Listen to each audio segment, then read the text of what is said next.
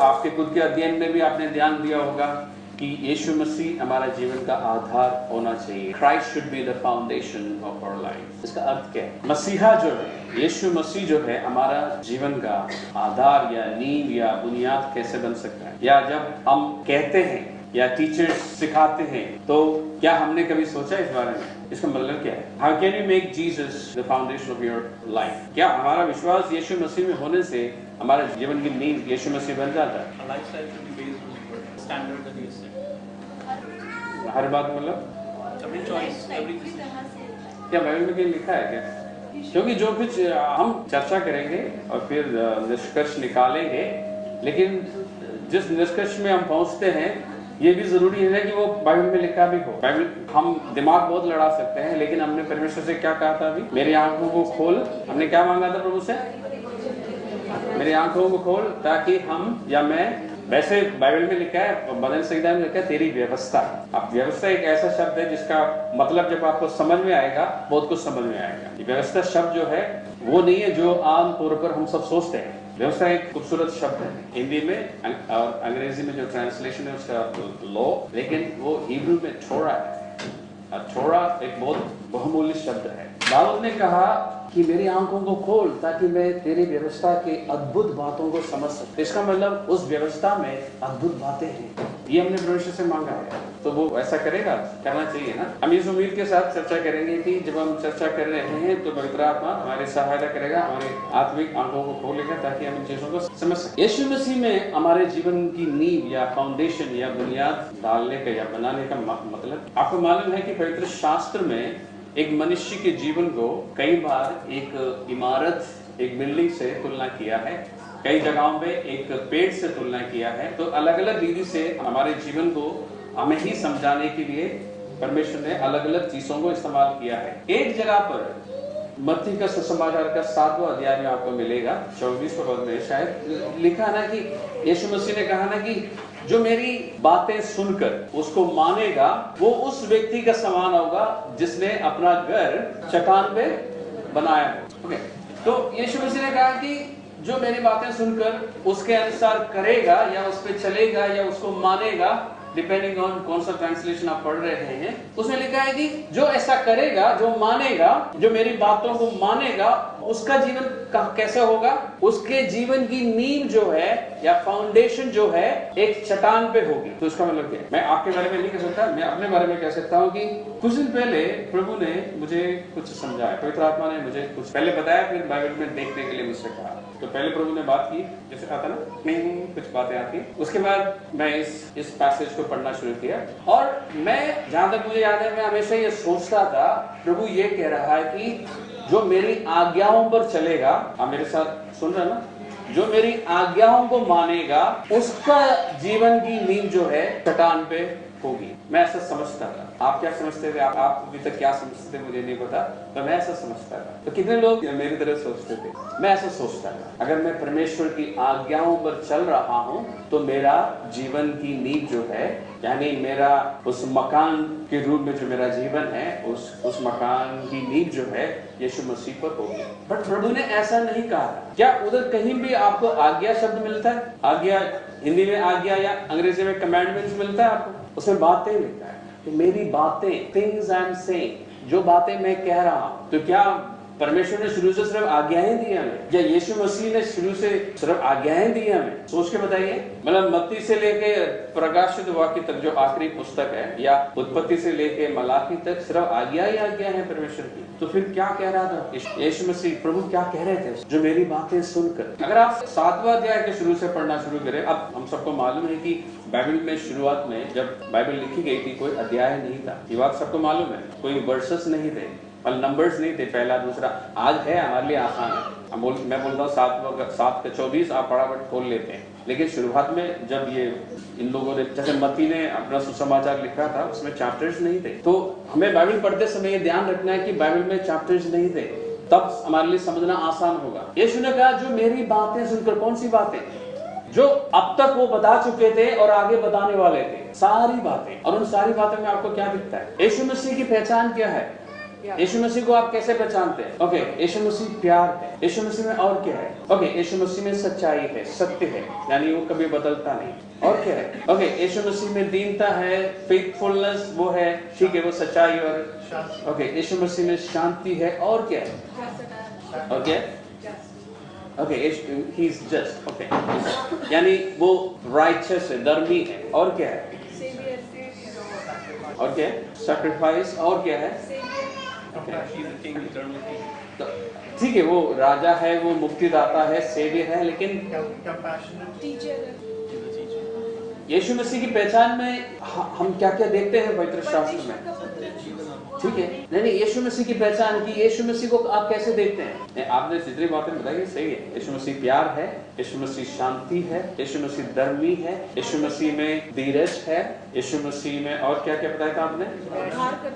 यीशु मसीह में आनंद है, वो माफ करता है, यानी यीशु मसीह में माफी है। ये सब यीशु मसीह की पहचान है। और प्रभु कहता है कि वो व्यक्ति जो अपने जीवन को मुझ में बनाएगा, कहने का मतलब यही है ना, वो व्यक्ति जो अपना जीवन मुझ में बनाएगा, यानी वो व्यक्ति जिसके जीवन की नींव जो है मैं हूंगा, वो बुद्धिमान है। He is wise, number 1। आप 7वां अध्याय में थे ना, 24 में ये लिखा ना, वो बुद्धिमान होगा। और 25वें पद में लिखा है कि उसके जीवन में आंधियां आएंगी, जैसे सबके जीवन में आती है, तूफान आएगा, लेकिन वो गिरेगा नहीं, उसको कुछ नहीं होगा। इसका क्या मतलब है? ओके, जीवन में परीक्षा आती है, ट्रायल्स आते हैं, समस्याएं आती है, उसमें लिखा है कि वो गिरेगा नहीं। ये नहीं लिखा है कि उन परीक्षाओं से उसको कोई फर्क नहीं पड़ेगा, फर्क पड़ सकता है, लेकिन वो गिरेगा नहीं, वो स्थिर रहेगा, वो प्रभु को छोड़ के भागेगा नहीं, और प्रभु के प्रति उसका प्रेम कम नहीं होगा, वो दूसरे ईश्वरों के पीछे नहीं भागेगा या कोई भी ऐसा काम नहीं करेगा, क्योंकि उसकी नींव जो है पक्की है।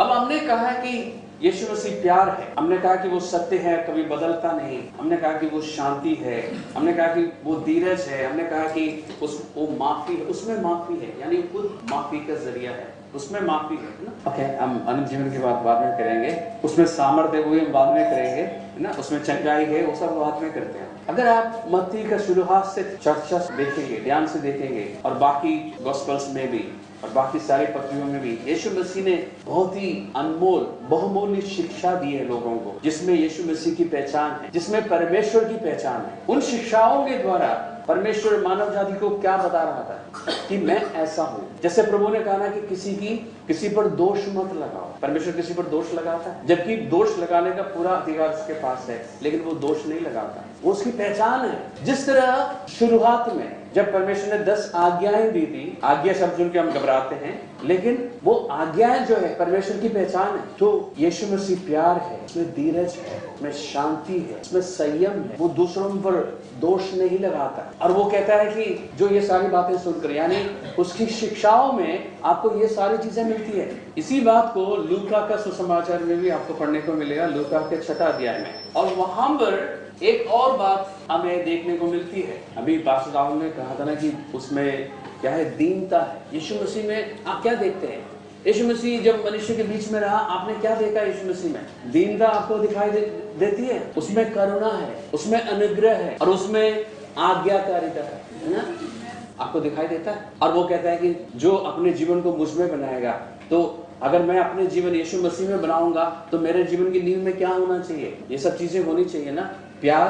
तो वो मेरे जीवन की नींव जो है, वो जो चट्टान बता रहा है ना, चट्टान में कई लेयर्स होते हैं। मेरे जीवन के चट्टान नींव में या फाउंडेशन में या बुनियाद में एक लेयर होगा जिसमें प्यार, एक में धीरज होगा, एक में करुणा होगी, एक में दोष ना लगाना होगा, एक लेयर में धीरज होगा, यानी बहुत सारे लेयर्स होंगे ना चट्टान में। और लूका के सुसमाचार में एक और बात आपको दिखाई देती है। प्रभु ने कहा कि जो मेरी बातें सुनकर उसको मानता है, उसके अनुसार चलता है, वो उस व्यक्ति के समान है जिसने अपने मकान को कैसे बनाया?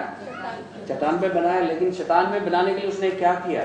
उसने गहरी भूमि को खोदा, यानी उसने मेहनत करके, थोड़ा सा समय लगा के उसने उसमें सिर्फ मेहनत भी की और समय लगाया, ताकि वो उस चट्टान तक पहुंचे। जो मत्ती में नहीं बताया, वो लूका में बताया आपको कि उस चट्टान तक पहुंचने के लिए आपको खोदना पड़ता है, थोड़ी सी मेहनत और समय लगता है। यानी उस व्यक्ति ने इस बात का निर्णय लिया कि मैं चट्टान पे अपनी नींव रखूंगा। ताकि वो गिरे ना। और उस चट्टान तक पहुंचने के लिए उसको समय देना पड़ा और थोड़ी सी मेहनत है इसमें, थोड़ी सी, ऐसे नहीं मिल जाता। प्रभु ने ये नहीं कहा कि जो मेरी आज्ञाओं को मानता है उसका जीवन चट्टान पर होगा। प्रभु ने कहा कि मेरी बातों को मानता है। प्रभु ने अपनी शिक्षा में बहुत सारे ऐसी बातें बताई है जिसपे हमारे जीवन को हमें बनाना होगा, तब हमारा जीवन प्रभु में स्थिर रहेगा। मैंने क्या देगा, हम पढ़ते कुछ है समझते कुछ और है। मैं अपने बारे में बता रहा हूँ। प्रभु ने कहा था मेरी बातें, और मैं हमेशा सोचता था मेरी आज्ञा है। क्यों?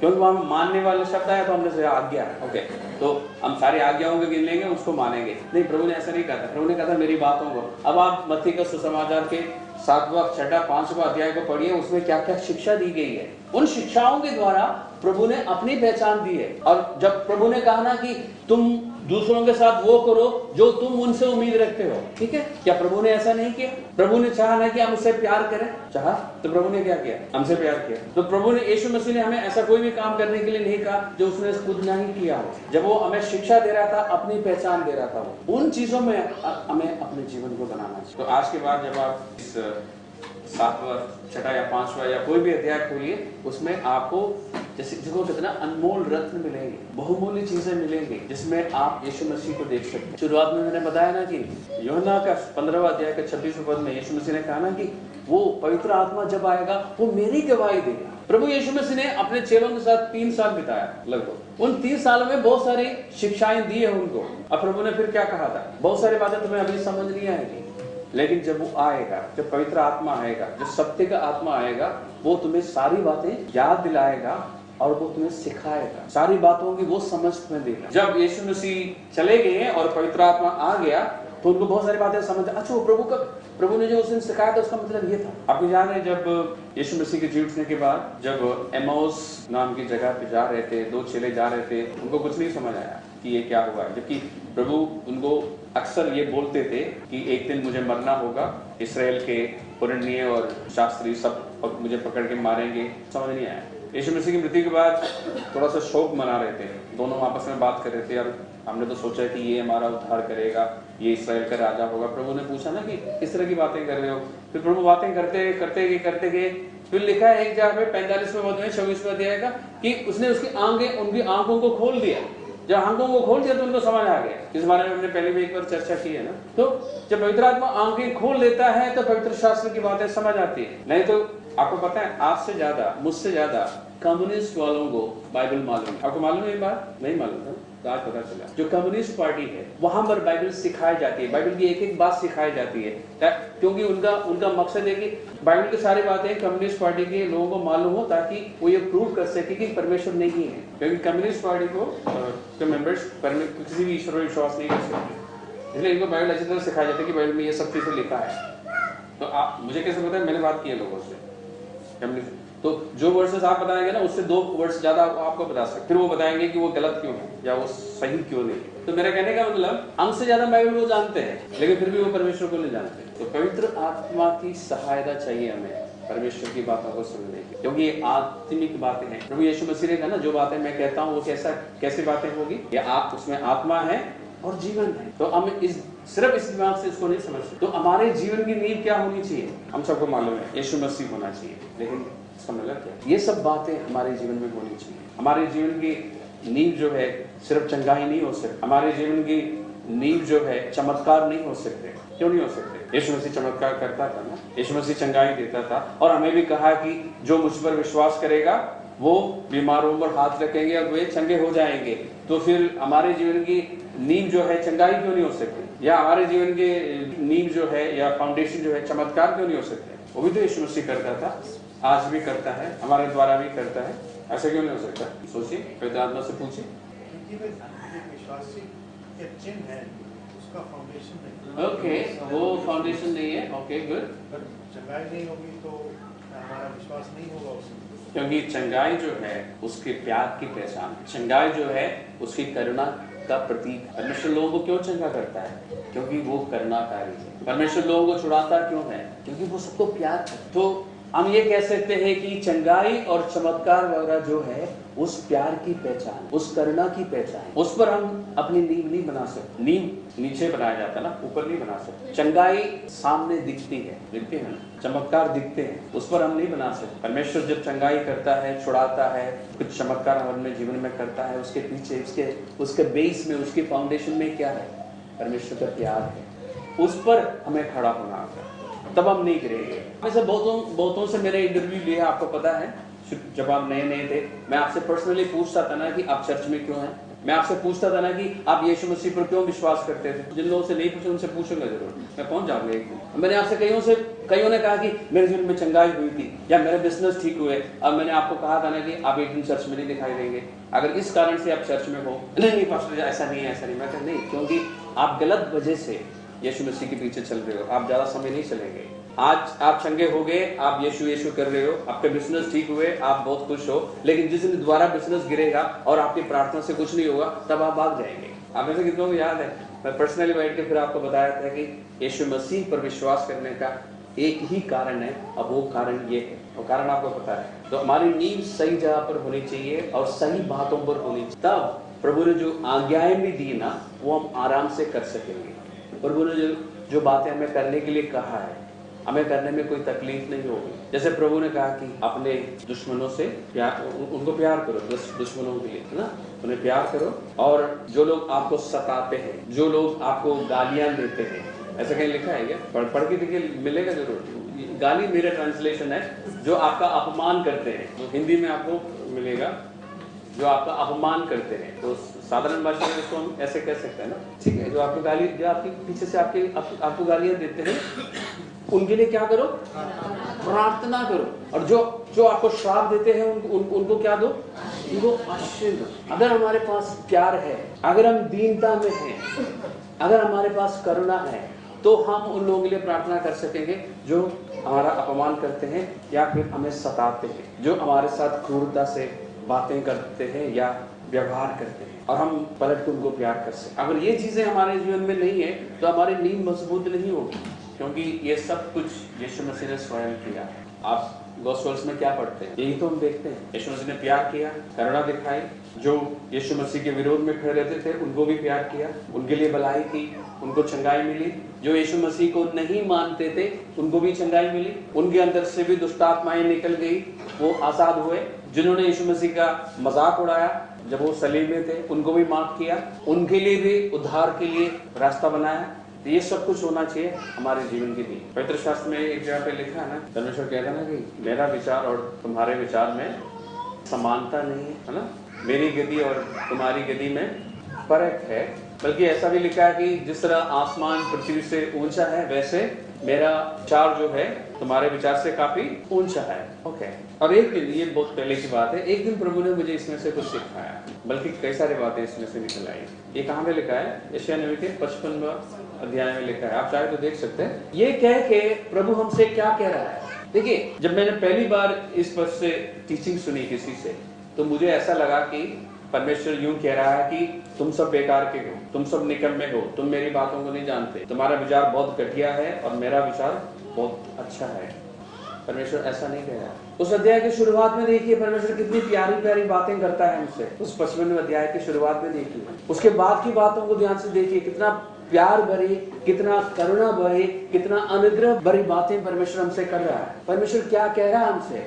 परमेश्वर जरूर ये कह रहा है कि परमेश्वर के जो विचार है हमारे विचार के अनुसार नहीं है, उससे बिल्कुल फर्क है। बहुत ही, जैसे कहते हैं ना, बहुत ही ऊपर के लेवल की बातें परमेश्वर सोचता है, और परमेश्वर का काम करने का जो तरीका है हमारे तरीकों से बिल्कुल हटके हैं। ये जरूर परमेश्वर कह रहा है, लेकिन उसमें एक बात छुपी हुई है।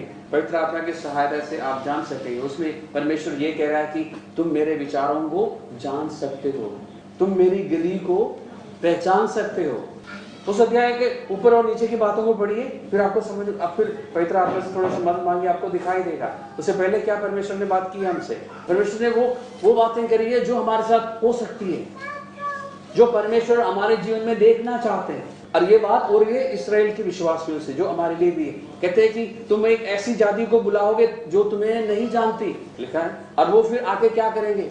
जो इंसान के दिमाग से सोचा जाते तो कभी नहीं हो सकता, लेकिन परमेश्वर वो देख लेता है जो हम नहीं देख पाते। परमेश्वर कह रहा है कि मेरी बातें बिल्कुल हटके हैं, लेकिन तुम जान सकते हो। और बाइबल में परमेश्वर ने जो कुछ भी लिखा है वो क्या है? क्या वो परमेश्वर के विचार नहीं है? परमेश्वर की योजनाएं नहीं है उसमें? उत्पत्ति से लेकर प्रकाशित वाक्य तक जो कुछ भी हम पढ़ते हैं, क्या वो परमेश्वर के विचार नहीं है? और हम जान सकते हैं ना, एक जगह प्रभु ने ये कहा है कि गुप्त बातें मेरे पास है, ठीक है, लेकिन जो कुछ प्रकट हुआ है वो हमारे लिए है। जो बातें गुप्त है वो परमेश्वर के पास है, जो कुछ प्रकट हुआ है वो हमारे लिए है। एक तो बाइबल में इतनी सारी बातें प्रकट है, उसके अलावा पवित्र आत्मा हर व्यक्ति को, हर विश्वासी को समझाता रहता है, दिखाता रहता है। तो जो जो बातें आप पर प्रकट हो जाती है वो किसके लिए? वो आपके लिए। जो मुझ पर प्रकट हो जाता है वो मेरे लिए है, और जो बाइबल में लिखा है वो मेरे लिए। तो परमेश्वर का विचार हम समझ नहीं सकते, परमेश्वर की गति को हम पकड़ नहीं सकते। गति शब्द आप समझते हैं ना, परमेश्वर का काम करने का जो तरीका है। तो बाइबल पढ़ी है, और हम इन सारी बातों को हम कैसे जीवन में लागू कर सकते हैं। अभी हमने कुछ बातों की चर्चा की, ठीक है, फाउंडेशन यीशु मसीह होनी चाहिए, और हमने ये भी देखा कि यीशु मसीह की पहचान है कि वो प्यार है, वो धीरज है, माफी है, करुणा है, दया है, ये सारी और भी बहुत सारी बात है। अब हमें क्या करना चाहिए? बाइबल बंद करनी चाहिए, थोड़ी देर में आराधना करनी चाहिए, और ये कहना चाहिए कि आज की टीचिंग बहुत अच्छी थी, बहुत अच्छी बातें पास्टर ने बताई है, ठीक है, अगले संडे फिर आएंगे हम। क्या करना चाहिए इसको? अब ये क्वेश्चन आता है कि इस चीज को हम प्रैक्टिस कैसे करें, कैसे करेंगे? ये बहुत मुश्किल काम नहीं है। आप जब भी बाइबल पढ़ते हैं, आज से या कल से, जब भी आज आपके बाद जब भी आप बाइबल खोलेंगे पढ़ने के लिए, जो मैं उम्मीद करता हूँ कि आप बाइबल खोलते होंगे डेली, तो अगर आपके पास समय नहीं है तो बाइबल मत खोलना। पहले चर्च में लोग होते थे जो ऑफिस जाने से पहले फटाफट खोल के देखते, एक पद पढ़ लिया, ओके गुड, पढ़ लिया, और एक तसल्ली होती थी कि आज मैंने थोड़ा सा बाइबल पढ़ लिया। तो पास्टर ने कहा कि कम से कम एक पद पढ़ना है, ठीक है, एक से ज्यादा पढ़ लिया, ठीक है, गुड। ऐसा मत पढ़िए, अगर समय नहीं तो मत पढ़िए, शाम को आके पढ़ लेना, लेकिन सोने से पहले रात बिस्तर में बैठ के बिल्कुल मत पढ़ना।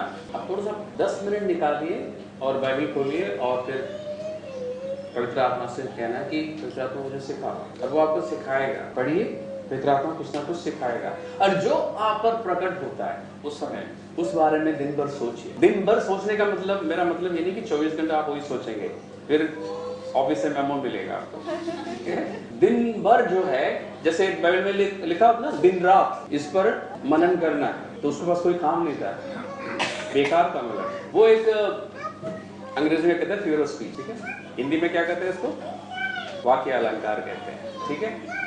हिंदी में इस फिगर ऑफ स्पीच को हिंदी में अतिशयोक्ति कहते हैं, आपने सुना है ना, और अंग्रेजी में एक्सैजरेशन कहते हैं। एक बात की गंभीरता को बताने के लिए उसको बढ़ा करके बताया कि दिन रात सोचना, यानी मैक्सिमम जितनी देर तक तुम सोच सकते सोचो, बार बार सोचो। जब खाली बैठ के वो जो फिल्म के बारे में सोचो जो पहले देखा था, इस बारे में सोचो, कहने का मतलब ये है। या क्रिकेट के स्कोर के बारे में सोचो कि अभी क्रिकेट चल रहा है, अभी होगा, रात को होगी, कौन कैसे खेलेगा, उस बारे में ना सोच के इस बारे में सोचो। हमने क्या देखा था? नींव तक पहुंचने के लिए उस व्यक्ति ने क्या किया? खोदा। कितना खोदा उसने? चट्टान तक पहुंचने के लिए। ये नहीं कि थोड़ा सा खोदा कि आज करता हूं, आज अब नहीं करूंगा, वो करता रहा, चट्टान तक पहुंचा। तो इसलिए हमें जो बातें आप पढ़ रहे हैं उसमें से पवित्र आत्मा पता कैसे समझाएगा। जरूरी नहीं है कि आपने बाइबल खोली, एक वर्ड्स पढ़ लिया, और ऐसा हो भी सकता है कि पवित्र आत्मा एकदम आपको कुछ बताए, समझाए। ऐसा भी हो सकता है कि उस समय कुछ ना समझ आए, लेकिन आपको इतना तो याद रहता है कि आपने क्या पढ़ा था। आप बीच में रास्ते में सोचेंगे उस बारे में, पवित्र आत्मा समझाएगा आपको। बार बार सोचने से, तो लगातार, मेरा मतलब ये नहीं कि आप 24 घंटे लगातार उसको सोचो, अपना काम वगैरह करो। जब बीच बीच में आपको फ्री टाइम मिलता ना सोचने के लिए, तब आप सोचिए मैंने क्या पढ़ा था, अच्छा मैंने ऐसा पढ़ा था, तो पवित्र आत्मा समझ देगा। और जब आपको समझ मिलती है तो आप परमेश्वर से अनुग्रह मांगिए, ताकि उसके अनुसार या वो जो कुछ आपको समझ आया है आप उसको कर सकें। परमेश्वर अनुग्रह देता है, हमेशा देता है, और वचन की बहुत सारी बातें हम उस अनुग्रह के बिना नहीं कर सकते, इसलिए तो वो अनुग्रह देता है। तो बाइबल पढ़िए, उस पर विचार कीजिए, परमेश्वर से अनुग्रह मांगिए। याद रहेगा ना, बाइबल को पढ़ना, उस बारे में सोचना। वैसे मनन करना या चिंतन करना सबको आता है ना, सबको आता है। हमने एक बार चिंता करना सबको आता है, बस उसका वही प्रक्रिया है। प्रोसेस सेम है। चिंता में सिर्फ इतना है कि हम वो सोचते हैं कि शैतान क्या क्या कर सकता है हमारे लिए, और मनन करने का मतलब है, या मेडिटेशन जिसको अंग्रेजी में बोलते हैं, इसका मतलब है कि हम ये सोचें कि परमेश्वर हमें क्या बता रहा है। बस फर्क सिर्फ इतना है। जैसे डर और विश्वास में सिर्फ इतना ही फर्क है। डर में हम शैतान पर भरोसा कर रहा है, शैतान क्या क्या कर सकता है, क्या क्या किया है, और विश्वास में हम ये देख रहे हैं कि परमेश्वर क्या क्या कर सकता है। सिर्फ इतना फर्क है। तो आज हम यहाँ रुक जाते हैं और हम धन्यवाद करेंगे परमेश्वर का कि हमने मांगा था, हमने याचना की थी कि हमारी आंखों को खोल, तो प्रभु खोलता रहेगा। ये नहीं कि सिर्फ आज संडे के दिन ही खोलेगा, वो जब भी आप प्रभु से कहेंगे वो आपकी आंखें खोलेगा।